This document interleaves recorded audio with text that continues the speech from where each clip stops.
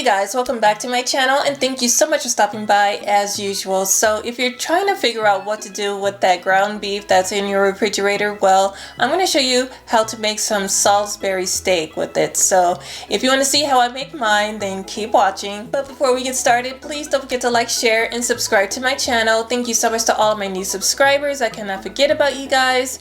And don't forget to click on that bell notification just in case when I do drop a video, you'll be the first to know, okay? So enough talking, let's go ahead and get cooking.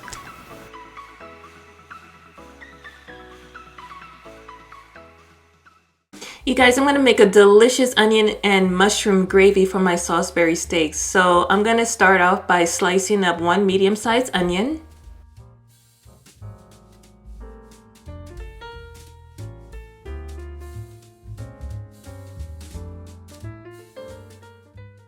So the mushrooms are already sliced up and I'll show you that later on in the video, but this is what the onions are looking like.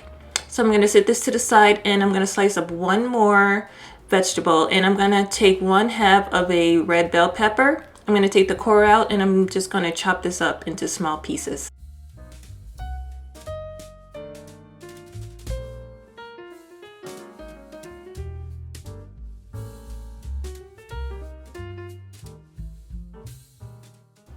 And you can use whatever bell peppers that you like. I just happen to really like red bell peppers.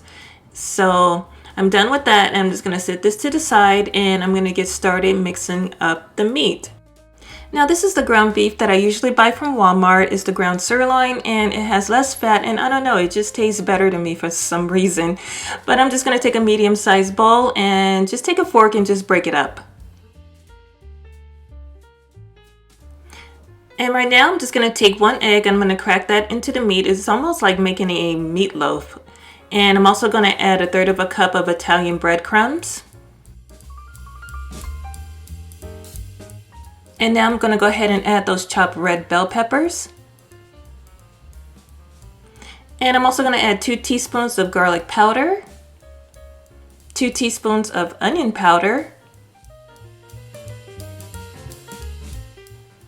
2 teaspoons of Italian seasoning.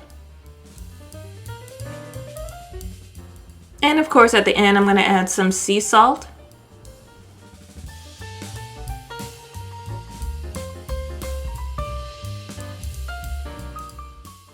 And some black pepper.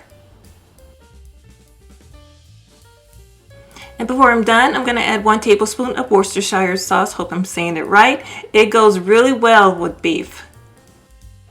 And now I'm just going to take my hands, my clean hands, and just mix everything and combine everything together.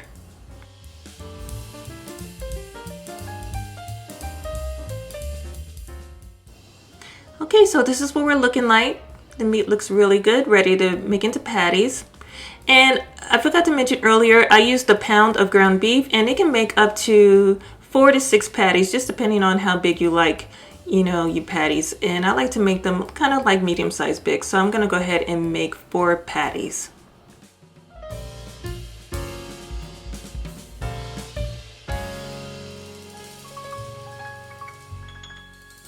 So these are my 4 Salisbury steak patties.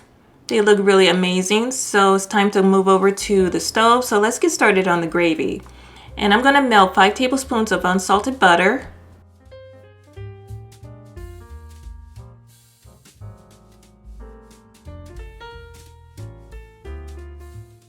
Now once the butter is melted, I'm going to add those sliced onions.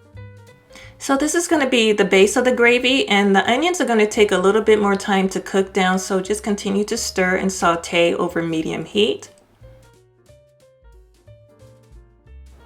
And as your onions are cooking down, you just want to season them up with some sea salt and some black pepper. And just continue to saute and cook down your onions until they're soft and translucent. But let's continue to add some flavor as they cook down. I'm going to add 1 tablespoon of Worcestershire sauce along with 1/4 cup of beef broth.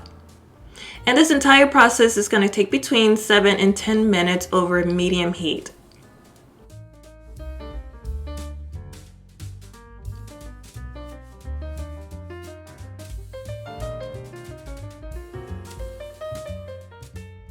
Now after 7 to 10 minutes of my onions cooking down, I'm just going to push them to the side because I'm going to start making the Salisbury steak. So I'm just going to add all my patties to the same pan, and I'm going to cook them between 4 to 5 minutes on both sides.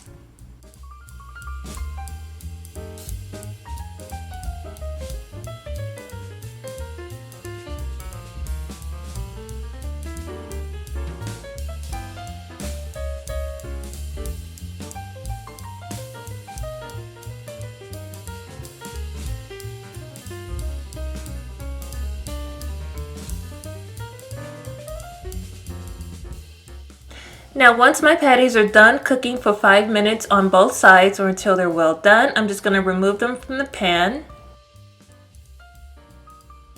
I'm ready to add my sliced mushrooms, and I'm going to saute these along with the onions for about 4 to 5 minutes over medium heat. Okay, my mushrooms are already cooked down. It doesn't take that long. And to thicken up my gravy, I'm going to add 1/3 cup of flour. And you just want to mix the flour in until it's completely dissolved.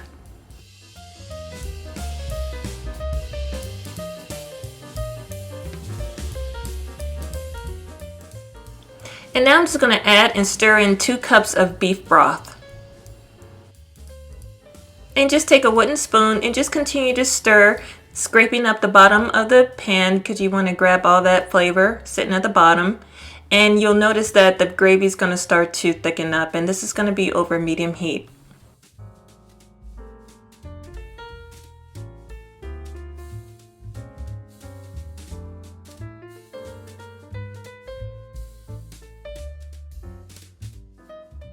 And once your gravy starts to thicken up, you want to add your patties or your Salisbury steaks back into the pan.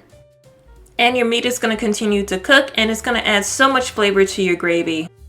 And I'm just going to take a spoon and just completely smother each patty with this amazing, delicious gravy. Ugh, look at this, you guys. It looks so good. Now this part is completely optional. I'm just going to add a little bit of mozzarella cheese over each Salisbury steak patty. But just to add some freshness, I'm going to sprinkle in some fresh parsley.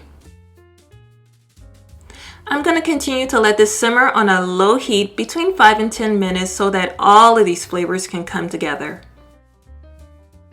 Now once your Salisbury steak is done, you can enjoy it with your favorite side dishes. It's perfect with mashed potatoes. I made some off camera, and you can just spoon as much of that delicious gravy on top and enjoy it. And don't forget to enjoy it while it's nice and hot.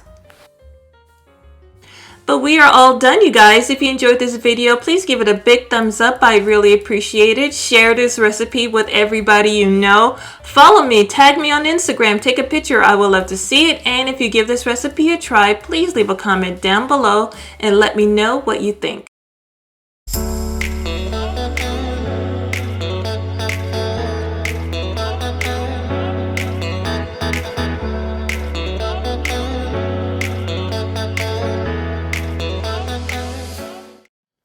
Now wait, you guys, before you leave, please don't forget to subscribe to my channel by hitting that subscriber button down at the bottom. And if you want to see another video, go ahead and click that box you see over there. But until then, thank you so much for watching. I love and appreciate you all, and I will see you very soon in my next video. Bye bye.